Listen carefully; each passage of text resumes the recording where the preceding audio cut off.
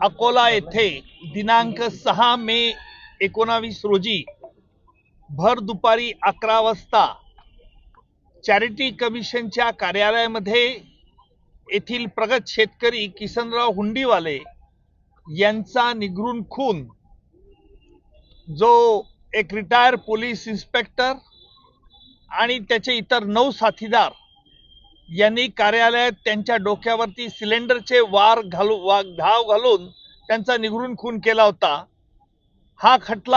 या खटल्यामध्ये आम्ही जवळजवळ एकूण 22 साक्षीदार तपासले आणि 10 आरोपींना आज जिल्हा सत्र न्यायाधीश यांनी जन्मठेपेची शिक्षा ठोठावली आहे।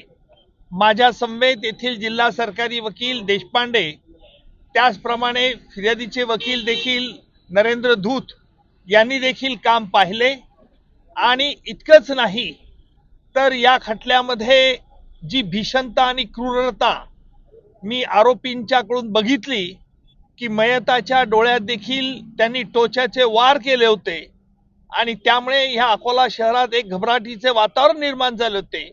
परंतु आज 10 लोकांना जन्मठेपेची शिक्षा मिळून न्यायालयाने देखील न्याय दिलेला आहे।